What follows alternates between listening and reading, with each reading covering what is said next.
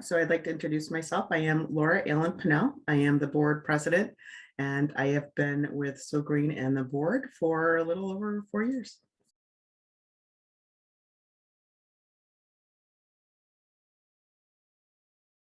The purpose of this meeting today is really to talk about some of the upcoming fundraising activities that we have going on. In particular, we really want to tell you a lot more about our expanding internship program.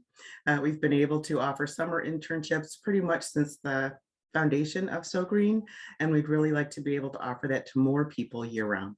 So this really is the first formal campaign that we are launching as a fundraising avenue.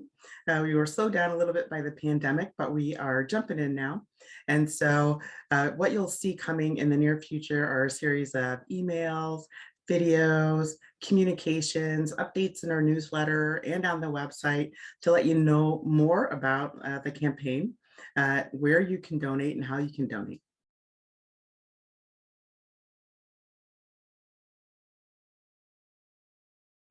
I heard about SewGreen actually from the pastor who married my husband and I. He gave me a call and he said, hey, do you know SewGreen? And I said, no, I don't really know what that is. And he said, well, they're small, not-for-profit, looking for some more business-minded folks on the board.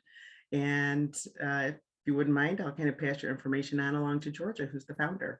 And I said, sure, well, let's dig in and find a little bit more. I hadn't done sewing in a really long time. I did sew clothes for my kids when they were little, some, kind of household things, curtains and the such. When I was really little, I actually learned to sew after learning how to card wool and clean it and spin it and weave it. And it was an opportunity to get back into something that was near and dear to my heart.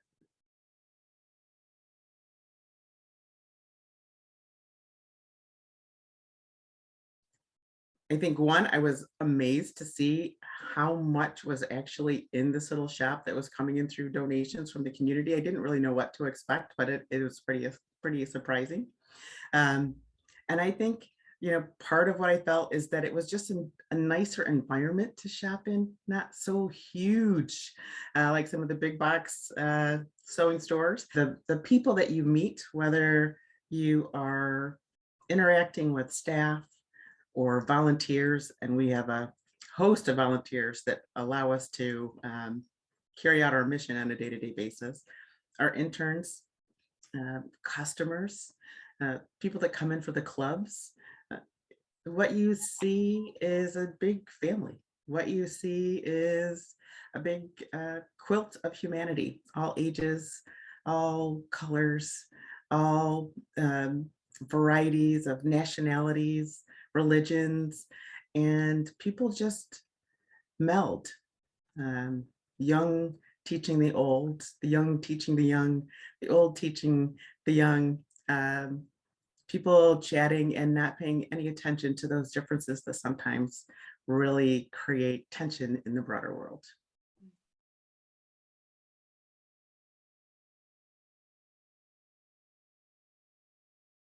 Well, I started out by saying, how about if I, participate in a meeting or two and see a little bit more about what's going on under the hood. And I think it was maybe my third meeting, and they said, would you want to join the board? And I said, okay.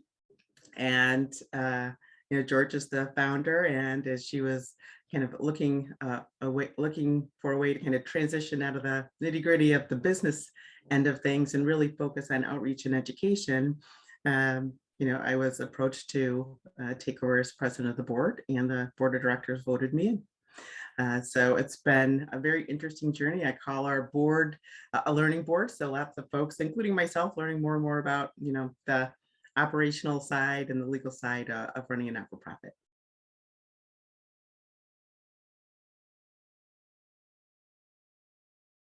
So my background from big corporations as well as small businesses really has come front and center in the work that I do on behalf of SewGreen and the board every day.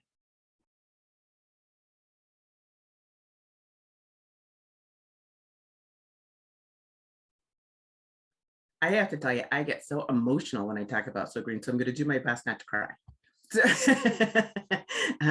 I really, truly think that it is the relationships that happen, the that you wouldn't necessarily expect. I don't think when you walk into the store or the shop, whether you're there to take a class or you're looking for some unique kind of fabric or you've got some special project, you're not walking in thinking, right, I'm here to create some new relationships and friendships.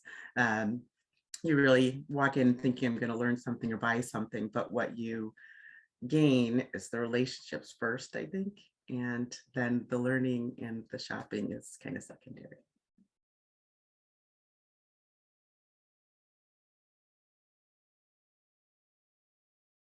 We have historically had interns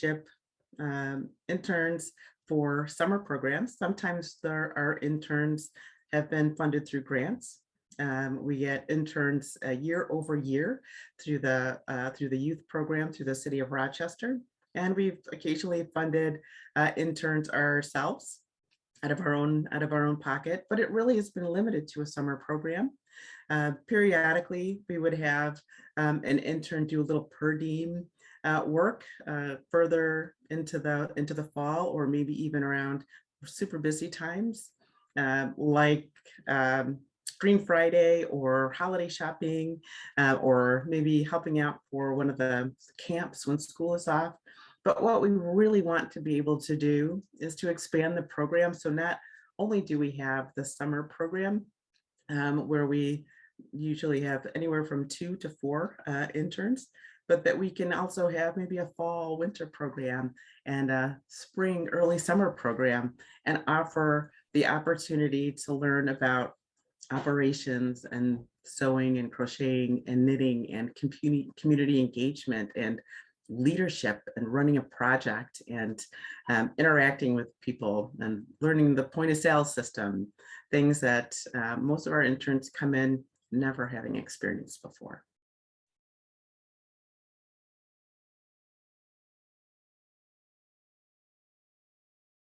Well, I think it's really necessary to have internships because the community needs them, because our youth needs them, because other groups of people, right, different types and different walks of life need them. We've primarily served high school students, but as we look at broader capability, broader offerings of the internship program, we want to make sure that we are serving underserved populations. Our shop is located in the kind of the southwest, or kind of bordering the southwest and downtown of the city of Rochester. A lot of our clientele are folks right out of the neighborhood. We're on 4 bus lines, so we get people from all over the city that are coming in to shop and learn affordably. There are other ways that we're also looking at expanding the internship program. We'd really love to have a full year part-time program where we can offer someone, maybe out of high school, the opportunity to gain some skills and bring something new into their life that's really missing, give them a step up. We know that, especially over the past couple of years, the magnifying glass has really shown what some of the disparities are with people of color and women, not just here in Rochester, but pretty much all across our nation. We know that we have a huge opportunity here in Rochester to lift people up. And so this is an opportunity for our shop, as small as it is, to do that.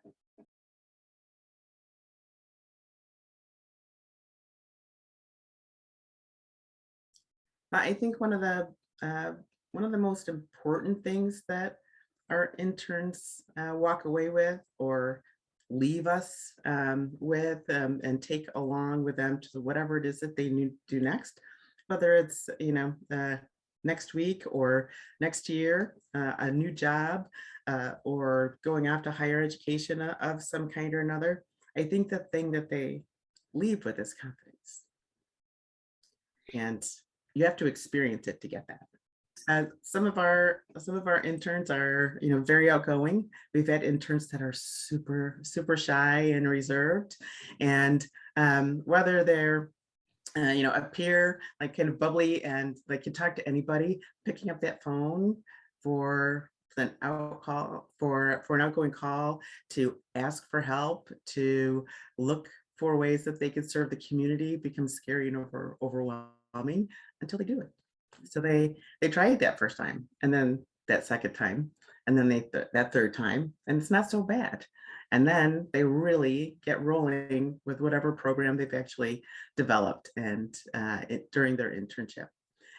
Even some of the folks that are super shy and would, kind of rather kind of take care of some of the things behind the scenes, the sorting and organizing and tagging of material. It's a super critical role. They're still, right, required to have some engagement in, with customers and other volunteers and staff in the shop, but every role that we have is necessary, and every task that our interns take on brings some new skill or new experience to them.